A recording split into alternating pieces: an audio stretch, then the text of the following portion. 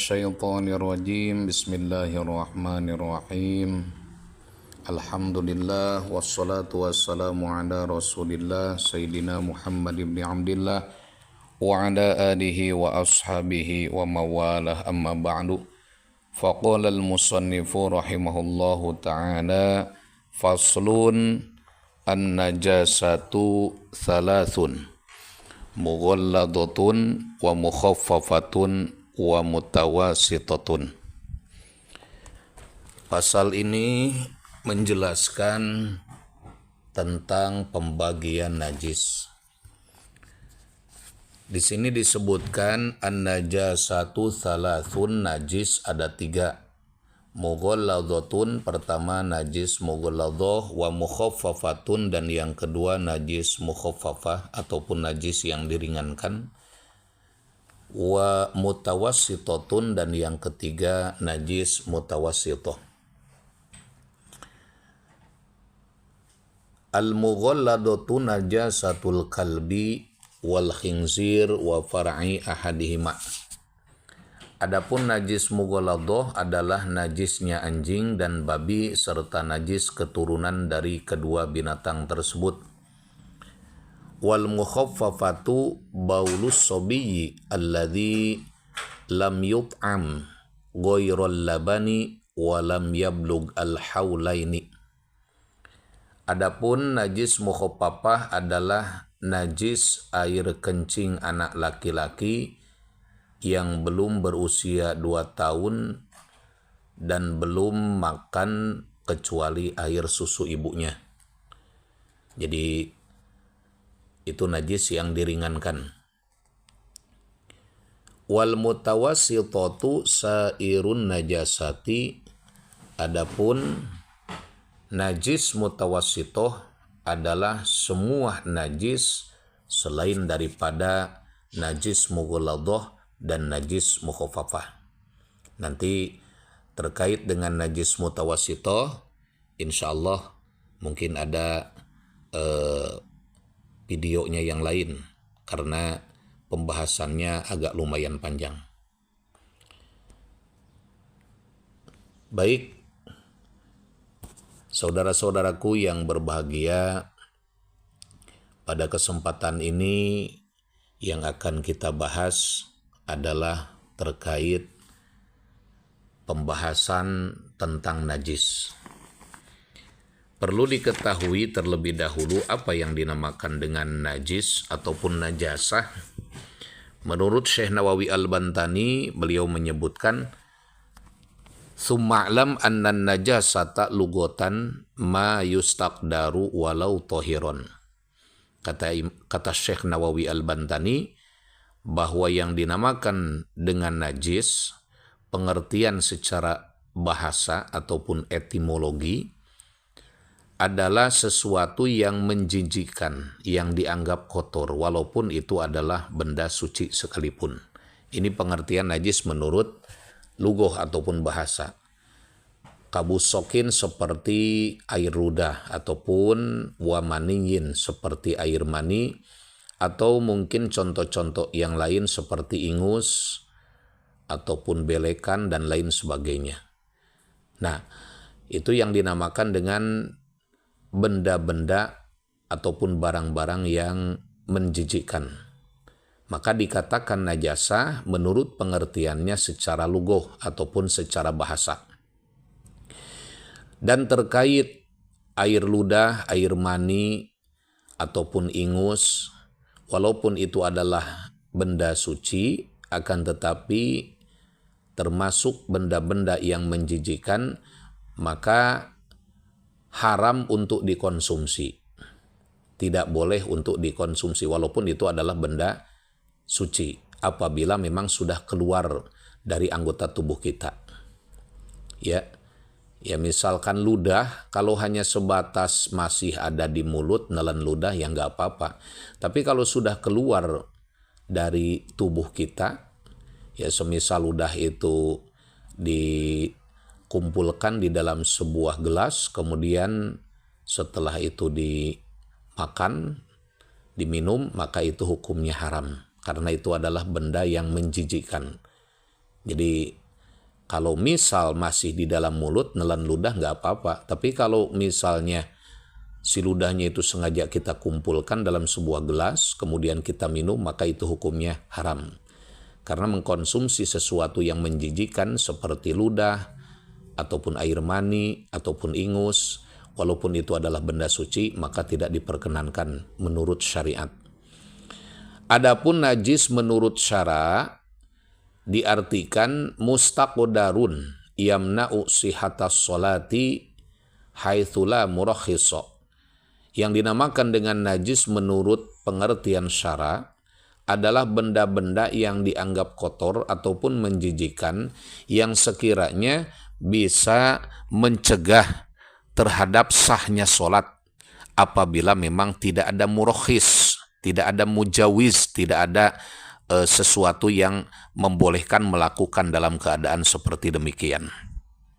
Kecuali kalau ada murakhis atau mujawiz yang membolehkan seseorang misalkan sholat dalam keadaan membawa najis, seperti yang dilakukan oleh fakidut tahuren wa alaihi najasatun. Kalau misalnya ada orang mau sholat, kemudian dia tidak bisa melakukan wudu karena ketiadaan air, begitupun tidak bisa melakukan tayamum karena tidak ada tanah ataupun debu, dan terdapat najis di dalam baju ataupun badan yang baju yang dia pakai, ya, maka baginya tetap melakukan sholat. Fa innahu yusolli li hurmatil waqti wa alaihi al-i'adah. Maka baginya tetap dituntut untuk melaksanakan sholat dengan tujuan li hurmatil waqti, menghormat waktu, akan tetapi baginya perlu mengulang sholat jika itu nantinya sudah memungkinkan keadaannya. Jadi sholatnya itu wajib diiadah ataupun diulang, dikodok, ya. Kalau misalkan ada waktu, ya diulang. Kalau misalkan waktunya sudah habis, ya berarti dikodok. Baik, saudara-saudaraku yang dirahmati oleh Allah Subhanahu wa taala, di dalam matan di sini disebutkan an-najasatu thalathun mughalladatun wa mukhaffafatun wa mutawassitatun. Najis itu dibagi menjadi 3. Ada najis mughalladah, ada najis mukhaffafah, ada najis mutawassithah. Yang dimaksud dengan mughalladah itu memang hukum najis tersebut diberatkan. Adapun najis mukhaffafah kebalikan daripada najis mughalladah, yaitu hukum najis tersebut diringankan. Adapun najis mutawassithah, nah kalau mutawassithah itu antara mughalladah dengan mukhaffafah, tidak diberatkan, tidak pula diringankan, pertengahan, itu najis mutawassithah. Al-mughalladatu najasatul kalbi wal khinziri wa far'i ahadihima. Adapun najis mughalladah adalah najis anjing, walaupun anjingnya itu terlatih, ya, seperti anjing yang biasa digunakan untuk berburu, ya, ataupun untuk mencari jejak-jejak, di mana ini biasanya dilakukan ataupun, ya, dimiliki oleh para polisi misalkan. Nah, tetap itu hukumnya najis. Wal khinziri, dan juga najis babi. Bahkan babi itu lebih hina, lebih buruk daripada anjing, ya. Sebab kalau anjing itu kan bisa mu'allam itu dilatih untuk berburu, untuk kepentingan apapun, menjaga rumah dan lain sebagainya. Tapi kalau babi tidak halal dipiara, tidak halal untuk dimanfaatkan karena memang tidak ada kemanfaatannya. Nah, wa far'i ahadihima, dan juga anak-anaknya, baik anak dari perkawinan anjing dan babi. Misalkan ada anjing kemudian bersetubuh dengan babi, maka anaknya najis. Atau dari perkawinan antara anjing dengan babi dengan hewan yang lain. Misalkan ada anjing kemudian bersetubuh dengan kambing, dan anaknya bagaimana? Ya tentu najis. Ataupun babi bersetubuh dengan hewan yang lain, misalkan dengan rusa, dan si rusanya ini kebetulan rusa betina dan melahirkan anak rusa tapi dari perkawinan dengan babi, maka anaknya pun itu hukumnya najis. Karena tagliban lin najis. Jadi ikutnya ke yang najis. Li'annal far'a yatba'u akhossal aslain fin najasah wa tahrimid dabihah. Jadi dalam kaitannya dalam urusan najasah, anak itu mengikuti yang lebih hina ataupun buruk, lebih rendah dari ibu bapaknya.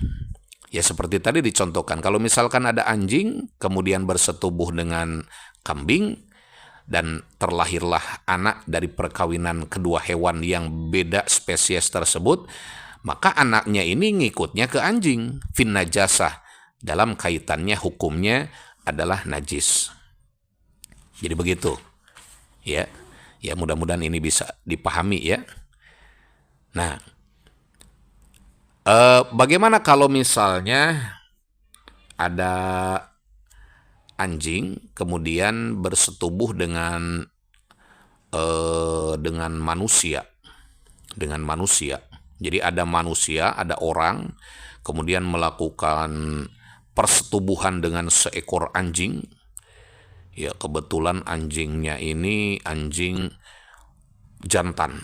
Nah, si manusianya itu adalah seorang wanita. Jadi seorang wanita, manusia bersetubuh dengan seekor anjing dan melahirkan anak. Bagaimana ini hukumnya? Nah, menurut Syekh Nawawi Al-Bantani, palau tawallada adamiun baina mughalladhin dakarun kana au untha wa adamiyin. Nah, kadzalik. Apabila terlahir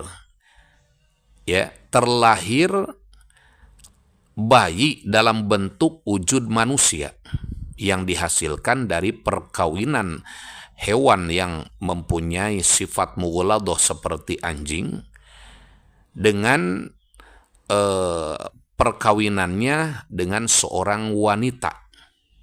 Ya.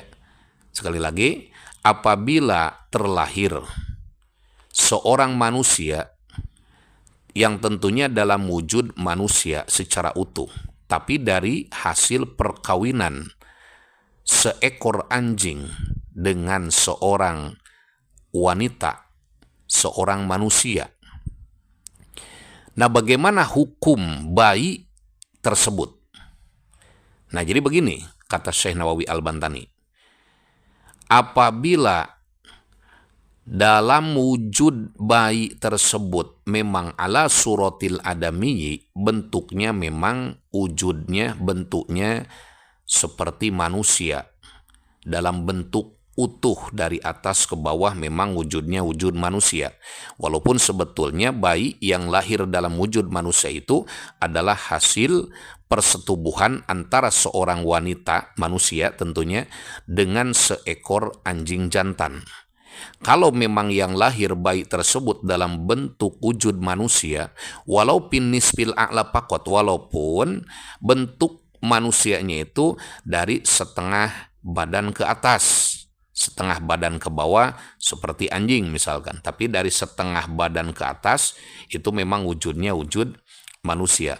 Maka kata Syekh Nawawi Al-Bantani, bahwa mahkumun bitoharatihi fil ibadah, maka ini dihukumi suci fil ibadah, kaitannya dengan ibadah, karena mengambil terhadap patokan dasar bahwa memang manusia itu adalah makhluk suci. Bahkan watajri alaihil ahkam, ya ini dibaca dalam kitab Kasifatus Sajanya, watajri alaihil ahkam, dan baginya ini berlaku hukum-hukum, ya, li'annahu baligun akilun wal aklu manatut taklib. Karena memang nantinya si anak tersebut, si bayi tersebut, kalau memang sudah dewasa, di mana tentunya sudah balig, kemudian juga berakal, ya, insting dan naluri serta akalnya normal. Sementara mengenai taklib, itu yang jadi patokan dasarnya itu adalah dikembalikan terhadap akal. Seorang yang berakal berarti dia berkewajiban untuk menjalankan taklib at-takallufus syar'iyah. Nah, jadi kalau misalkan keadaannya seperti itu, ya dia tentu wajib ibadah. Bahkan kalau misalkan sholat menjadi imam, Ya imam sholatnya pun sah. Sholat imam sah, sholat makmumnya pun, para makmumnya pun sah. Kenapa sah? Karena sholatnya itu tidak harus diulang. Li'annahu la talzamuhu i'adatun. Karena baginya itu tidak wajib mengulang sholat. Berarti kalau dia menjadi imam, ya menjadi imam, sholatnya sah. Para makmum yang bermakmum saat itu pun sholatnya adalah sah. Ya. Dan boleh masuk ke masjid, bergaul dengan manusia, ya. Artinya masuk ke dalam masjid, kalau dalam keadaan kakinya basah tidak lantas menjadikan najis itu tidak lantas menjadikan masjid itu terkena najis, karena memang datiah orang tersebut adalah dalam keadaan suci seperti pada umumnya manusia. Nah ini menurut Syekh Nawawi Al-Bantani ya, keterangannya dalam kitab Kasyifatus saja, boleh untuk para ikhwan mungkin bisa dilihat langsung keterangannya. Dan mohon maaf pula kalau misalkan saya ada sedikit kesalahan di dalam menyampaikan. Tapi bagaimana kalau misalkan bayi yang lahir dari perkawinan seorang manusia dengan anjing jantan tersebut, memang wujud bayi yang lahir itu ala suratil kalbi, wujudnya, bentuknya bentuk anjing, ya. Tapi herannya, anehnya, ma'al akli wan nutki, punya akal dan bisa berbicara. Nah ini bagaimana? Bahwa najisun alal mu'tamad, menurut kaul yang mu'tamad itu tetap dihukumi najis. Bahkan baginya berjalan hukum-hukum seperti anjing, yaitu dihukumi najis mughaladah. Begitupun anak-anaknya pun kelak begitu. Nah, terus ini kan ada sifat al-aqlu wan nutku, bisa berucap dan punya akal. Apakah dia tetap berkewajiban untuk menjalankan perintah Allah, syariat, dan juga pelaksanaan ibadah? Menurut Imam Ibnu Qasim, qala Ibnu Qasim innahu la yukallafu hinaidin.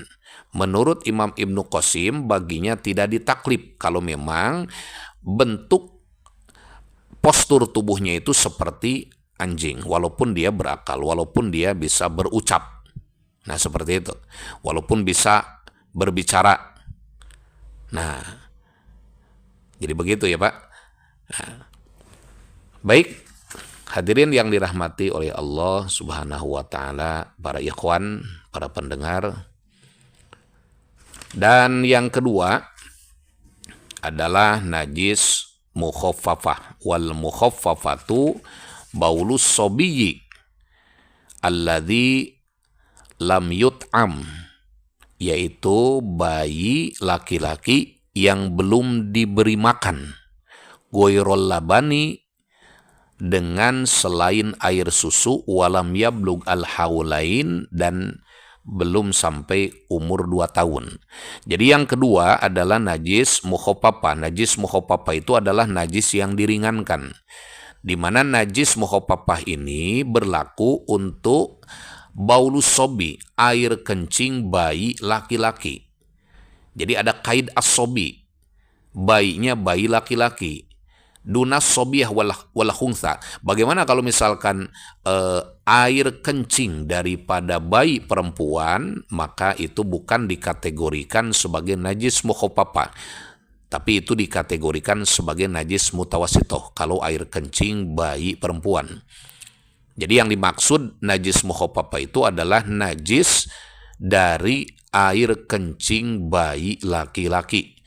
Kemudian kaid yang kedua, alladzi lam yut'am. Alladzi lam yut'am. Boleh dibaca alladzi lam yut'am atau boleh dibaca alladzi lam yat'am. Ya, boleh dimajulkan, boleh pula dimabni maklumkan. Alladzi lam yat'am, yang belum memakan goyrol laban terhadap selain air susu. Jadi belum mengkonsumsi apapun, belum makan, belum minum selain air susu. Air susunya, baik air susu ibunya ataupun air susu selain ibunya, baik ASI ataupun susu formula. Kalau misalkan belum mengkonsumsi apapun selain air susu, baik air ASI ataupun air susu formula, ya, maka ini kaid yang kedua. Bagaimana kalau misalkan bayi laki-laki ini pada usia 7 hari sempat ditahnik, ya, ditahnik oleh seorang kiai dengan menggunakan kurma misalkan, ya, dan si bayi tersebut misalkan sempat sakit dan pada saat sakit sempat diberikan obat. Nah, bagaimana kalau misalkan tahnik dengan kurma, itu kan makanan selain air susu. Atau mungkin pada saat sakit sempat diberikan obat. Nah, itu juga sama, ada yang dikonsumsi selain air susu.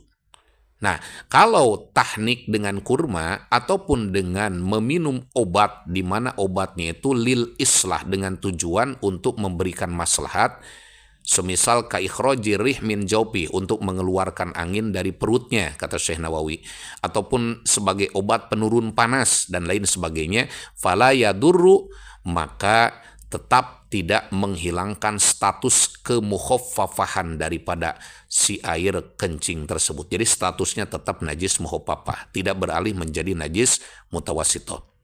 Dan kaid yang ketiga, walam yablug al-haulaini, belum sampai umurnya kepada umur 2 tahun.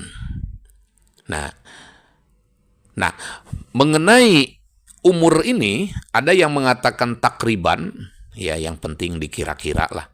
Kalau dari 2 tahun itu lebih 2 hari, ya tidak apa-apa.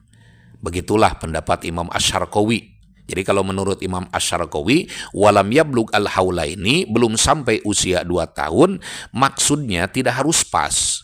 Sekiranya dari 2 tahun itu ada lebihnya 2 hari, maka menurut Imam Asy-Syarqawi tetap itu tidak menghilangkan kaid tersebut. Ya. Tapi kalau menurut Syekh Utsman di dalam kitab Tuhfatul Habib wal Mu'tamad ad-Doror, jadi kalau lebih 2 hari, dari 2 tahun itu lebih 2 hari, maka kalau 2 hari, maka kaid yang ketiga ini hilang. Artinya kalau air kencingnya itu tidak lagi menjadi mukhaffafah, akan tetapi beralih menjadi mutawasito. Kalau si bayi laki-lakinya itu sudah usia 2 tahun tapi lebih 2 hari, menurut Syekh Utsman dalam kitab Tuhfatul Habib, maka status air kencingnya itu bukan lagi mukhaffafah tapi menjadi mutawasito. Kalau dari 2 tahun itu lebih 2 hari, apalagi lebih dari pada 2 hari seperti misal 1 bulan dan lain sebagainya. Kenapa? Li'annal haulaini tahdidiyatun hiladiyatun. Sebab 2 tahun ini harus pas, tidak boleh lebih. Ya, kalau kurang berarti belum sampai 2 tahun. Jadi harus pas, begitu kira-kira. Dan yang ketiga adalah najis mutawassitoh, wal mutawassitotu sairun najasati. Adapun najis mutawassitoh adalah najis-najis yang lain selain daripada najis mukhaffafah dan juga najis mughaladhah. Jadi selain najis mughaladhah, selain najis mukhaffafah, itu berarti dinamakan dengan najis mutawassitoh. Nah, jenisnya banyak najis mutawassitoh itu, ya. Mungkin nanti di video selanjutnya akan dibahas terkait apa saja yang termasuk najis mutawassitoh, ataupun contoh-contoh najis seperti apa saja yang dikategorikan sebagai najis mutawassitoh. Ya, ikhwanul muslimin, ya mungkin itu saja yang bisa saya sampaikan pada kajian fikih kitab Safinah pada kesempatan ini. Mudah-mudahan ini bisa bermanfaat. Terima kasih. Wallahu a'lam bishawab.